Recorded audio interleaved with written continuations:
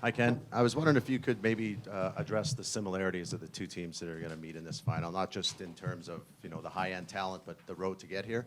You kind of both had these glass ceilings that you had to get through. Theirs was the second round, yours was the first, and both teams figured it out, and here you are. Yeah, you nailed a lot of it on. I mean, obviously, you asked a great question, answered it. Yeah. I mean, obviously for us, Gabe, the LA series, we went through a lot of adversity to playing our way in. And then the LA series, I thought game 6 when we had to go on the road and win a big game and then came home. And then obviously these guys that had gone through the adversity in the second round against St. Louis went into St. Louis or thought they were going to, felt like they were going to close it out at home and have to go on the road and win a big game. So I think playoffs is about dealing with adversity, and somewhere along the line you got to win some big games, and both teams have done that to get here. Right side, Bob. All right. I won't ask a question as good as Rob's, but just for you, Ken, and it might be a little awkward, but just a thought on you've never made a coach move during the season, and if this team has maybe had some similarities in terms of the resiliency that Jay's team had down in Bakersfield, and if there's some things that you've admired about the work that Jay and Dave and the staff have done since they've come together. Yeah. Well, I mean, first off, Woody and I go back to 2005 when Mike Babcock hired him as the video coach. Spent 3 years in our organization. We won a Stanley Cup together in 2008.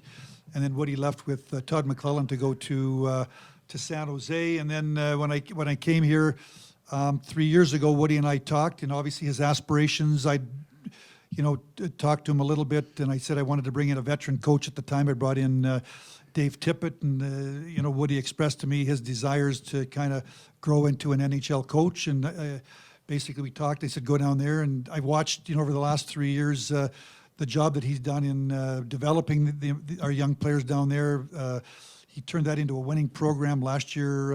A year ago, Bakersfield won the Pacific Division Championship in a pandemic year, and then had him going this year, and basically, I guess through a gut decision, ultimately made a decision that I wanted to make a coaching change. I felt I wanted to kind of bring somebody from the outside, but not from the way of the outside, and made a decision to bring in Woody. And probably, I don't know if we'd be here if it wasn't for the impact that Woody's had on our team. Certainly, a lot of our players have played at a high level, but our team has really responded to Woody. He brought in some little tweaks. I think we've tightened it up, and has had a great communication with our team, and Woody's had a big factor in us sitting here today.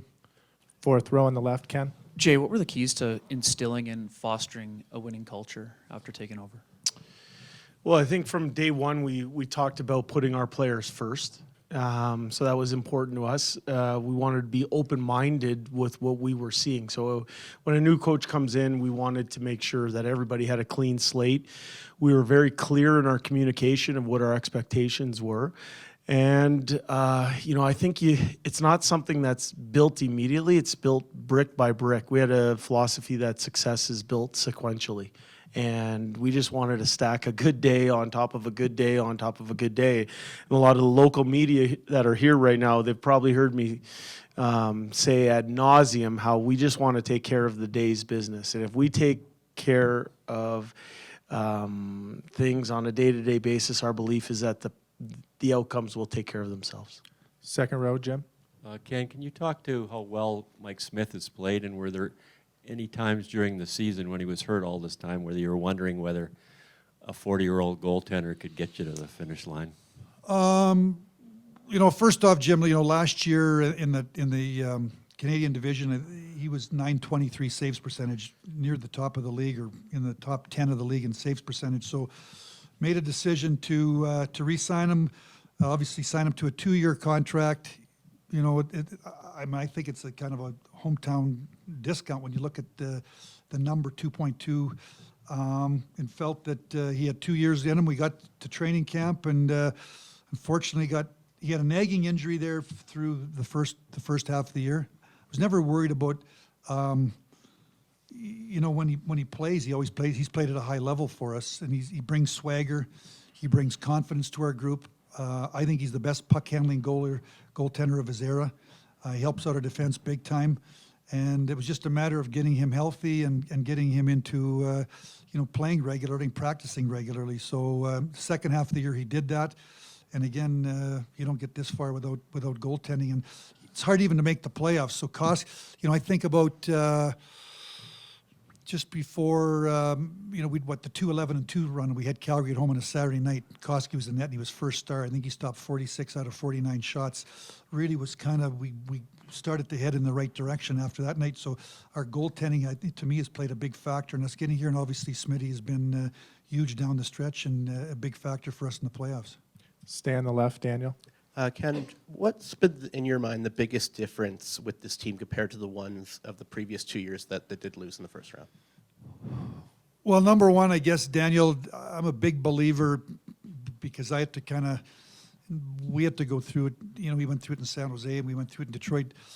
It's experience. You've got to be there multiple times and you're going to have disappointments and you got to learn from those disappointments and maybe the manager learns from those disappointments and makes some tweaks in the offseason. The coach learns from those disappointments and makes some tweaks, and the players learn from those disappointments and they're more prepared for the next go around. So, you look at the team. We played in the play-in series against Chicago. I thought that we played sort of regular season hockey. We got beat out in 4. I thought last year we played playoff hockey. It was tight. It was hard. 3 games went to overtime. And then I think, that you look at the growth of Yamamoto, the growth of Puljujarvi, the growth of McLeod. We've made a couple of additions. When we lost, over the last 2 years, we lost on the back end, Klefbom and Larson. Wanted to get more defense, so more veteran defense. When we went out and got Keith, we got out at the deadline Kulak, Cody Ceci, and I just think that the experiences, our team was more ready for this year's playoffs, and maybe a little more mature because of the internal growth and some of the moves that we made, and then Woody is kind of it's kind of all come together here down the stretch and into the playoffs. Front row. Yeah, Ken, I'm curious, what do you remember about Darren Helm's kind of emergence in Detroit as a player, and what was your reaction when you saw him have a I remember big goal? I remember about Helmer in 2008, the year we won the Cup. He got called up and Woody would have been there. He was called up, I think, in November for about 6 or 7 games, and kind of, was a little as he looked. He was it was his rookie year, and then then we sent him back, and then I went down to Grand Rapids in March, and I said to Mike Babcock, you should have a look at Helmer.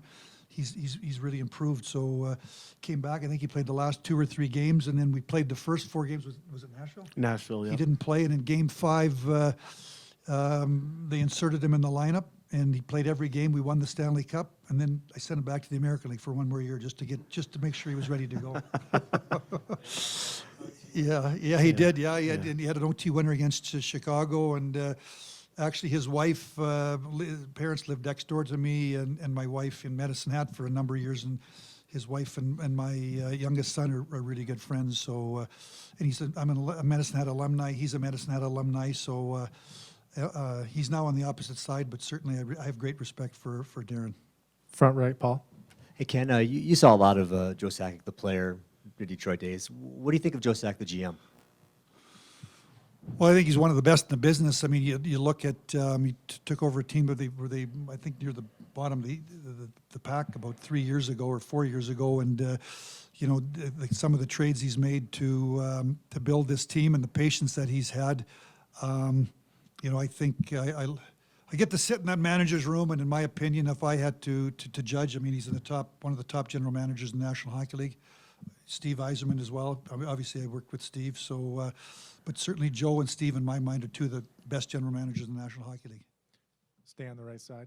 Yeah, Joe had addressed this earlier to piggyback off that. Their second round thing here, they just kept hitting the wall, would be injuries, would be something. What's that like when you're a GM?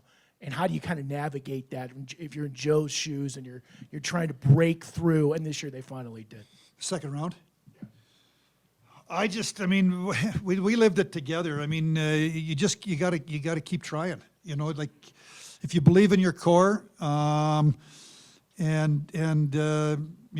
just try to keep building around it. You wait for some internal growth, and then I think that.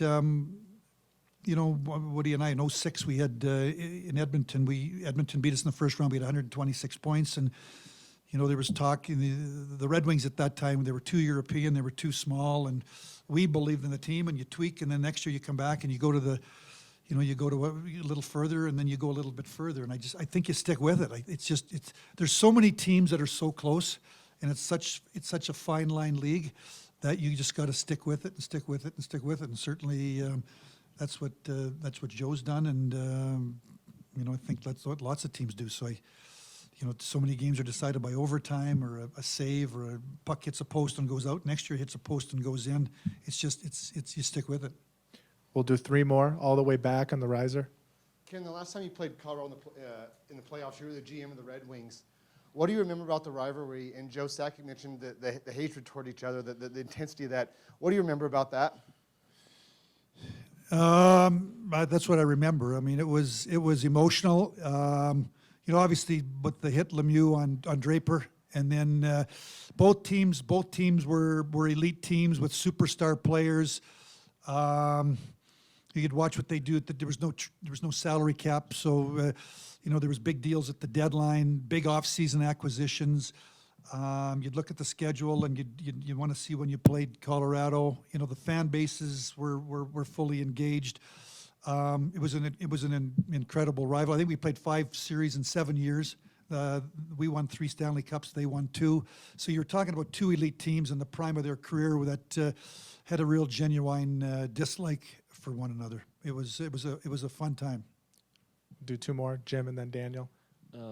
Ken, you would have been part of the management team for the Olympics. Were you salivating over McKinnon and McDavid being your first 2 centers on that team, and you can't go to the Olympics? Yeah, we certainly were. There was lots of, you know, John Cooper. We had meetings, I think in December. John Cooper was there, and he was salivating at the line possibilities, line combinations possibilities. So certainly in this series, you've got some great players on both teams, and you know, good depth, and it has the makings for a memorable series. Last question. Jay, Ken referenced the growth in some of those young players in the back half of this year, especially, I guess, under you and your coaching staff's watch. What's been the key to reaching some of those guys, and does some of it kind of go to your offensive chops as a player, maybe too? Well, I think talk about some of the young guys that came through the program in Bakersfield. There's a lot of shared experiences there, and shared victories and some hard moments along the way, growth moments along the way that presented themselves. So that I think as a coach, you want to make sure you're capitalizing on those type of opportunities when they show up. And so we've seen a lot. Ryan McLeod first became a professional. Saw Yamo when he first came into the NHL as a professional, then down at Bakersfield. Those are 2 young guys that are really stepping up. Evan Bouchard, I saw his first game as a professional in the playoffs in the American Hockey League. Those guys that came through the program, I think there's shared circumstances that you draw from, and I also got to see them at their best in certain types of situations. So I felt comfortable about deploying them in certain ways. In terms of some of the younger players that are in their mid-20s here, a lot of them I saw as an assistant coach when I first began in the organization. I agree with Ken. I think you know, you have to go through some of the scars in order to see some growth. It's not always fun, but at some point the fabric of your team gets tested. And over our 3 months here, I've seen different growth opportunities present themselves. We wanted to capitalize on those, and one of the messages we give to our team is the old saying that the road to success is paved with mistakes well handled. And for us, that is something that we really look to capitalize on, is some of the moments that happen during the season that, you know what, you got to seize on those and make sure that you're highlighting them and learning from them. And I think our team's done a good job of that over the last 3 months.